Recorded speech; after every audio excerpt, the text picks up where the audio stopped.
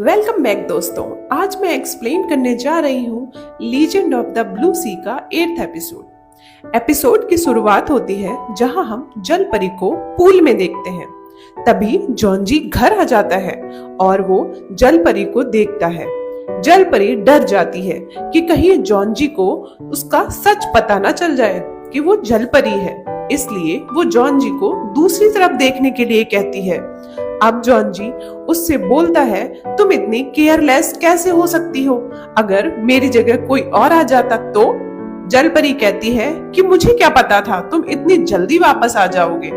अब जॉन्जी वापस चला जाता है और अपने दोस्तों को बोलता है कि अब जब भी वो घर पर आएंगे वो बेल जरूर बजाएंगे, उसके बिना वो घर में एंट्री नहीं कर सकते।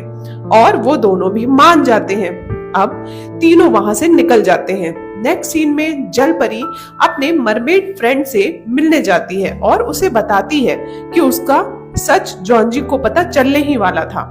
तभी वो उससे कहता है, अच्छा हुआ तुम बच गई, और कहता है इस दुनिया में झूठ बोलना बहुत आसान है, तो हम लोग भी झूठ बोलकर बच सकते हैं। जल परी पूछती है कि हम किसी का झूठ कैसे पकड़ सकते हैं? तो उसका फ्रेंड बताता है कि झूठ बोलते समय वो तुमसे नजरें नहीं मिलाएंगे और हड़बड़ाहट में बार बार अपने बालों को छुएंगे। तो जल परी कहती है, मैं समझ गई।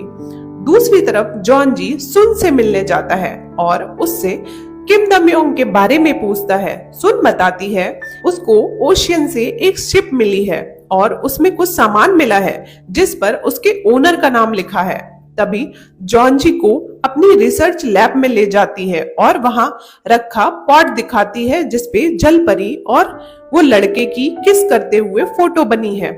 जॉन्जी जब उसे देखता है तो उसे फ्लैशबैक आने लगते हैं, क्योंकि जब वो स्पेन में था तो जल परी ने उसे ऐसे ही किस किया था। वो परेशान हो जाता है और दिखाया जाता है जॉन्जी साइकेट्रिस्ट के पास जाकर उसे ये सब बताता है। अब वो साइकेट्रिस्ट उसे हिप्नोटाइज करके पिछली लाइफ में वापस ले जाता है और उससे पूछता है कि तुमने क्या देखा।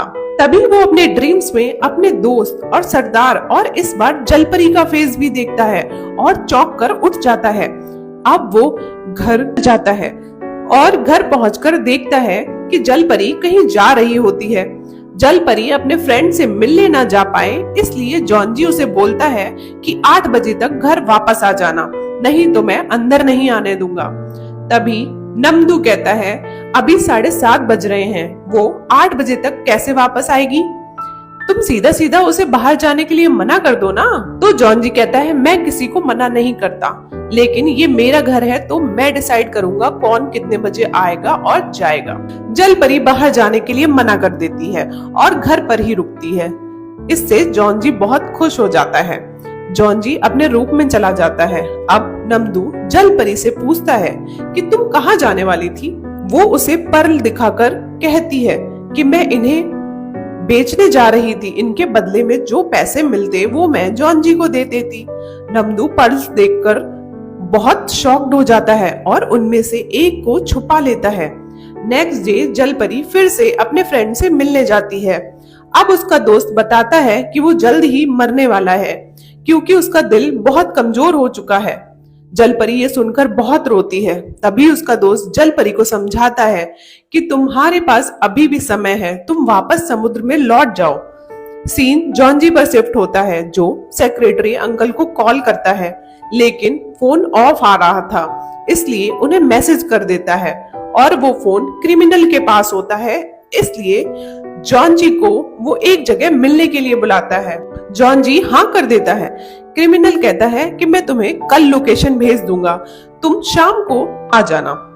जॉन्जी अब सोने की कोशिश करता है। तभी उसके पास जल परी आती है और जॉन्जी से पूछती है कि क्या तुम मुझे कभी पसंद करोगे? क्या तुम्हारा फ्यूचर में मुझसे प्यार करने का कोई प्लान है? अब जॉन्जी उसे कहता है, नहीं, मेरा ऐसा कोई प्लान नहीं। तो जल परी बोलती है कि मैं तुम्हें थोड़ा टाइम और देती हूँ, तुम सोच कर बताना, और फिर अपने रूम में सोने चली जाती है। नेक्स्ट सीन में सुन अपनी भाभी जिन से बात कर रही होती है। और जिन उसे बताती है कि अगर किसी लड़के को पटाना है तो उसकी माँ का ख्याल रखो, वो तुम्हें कभी छोड़कर नहीं जाएगा। नेक्स्ट सीन में सुन जॉन जी के घर जाती है और नमदू से उसकी माँ के बारे में पूछती है तो नमदू उसे बताता है कि जॉन जी की माँ उसे 10 साल का था तभी छोड़कर चली गई थी और अब तक तो शायद मर चुकी होंगी। अब हमें जॉन जी के पापा को दिखाया जाता है जो लॉयर को कॉल करते हैं और उनसे अपनी प्रॉपर्टी के पेपर्स जल्दी से जल्दी बनाने के लिए कहते हैं। फोन रखने के बाद वो लॉयर जॉन जी की स्टेप मदर को ये सब बता देता है। जॉन जी की स्टेप मदर कुछ प्लानिंग करने लगती है। इधर सुन जॉन जी के घर से जा रही होती है तो जलपरी उसे रोकती है और पूछती है कि वो जॉन जी को खुश कैसे रख सकती है। तो सुन उससे कहती है कि जॉन जी को किसी का अपने आसपास रहना पसंद नहीं, इसलिए तुम उससे जितना ज्यादा दूर रहोगी वो खुश रहेगा। जलपरी सुन से कहती है कि तुम झूठ बोल रही हो क्योंकि ये सब बोलते टाइम तुमने मुझसे नजरें नहीं मिलाई और तुम बार बार अपने बालों में हाथ लगा रही थी, इसलिए मैं अब इसका उल्टा करूंगी और जॉन जी से चिपकी रहूंगी। अब सुन गुस्से में वहां से निकल जाती है।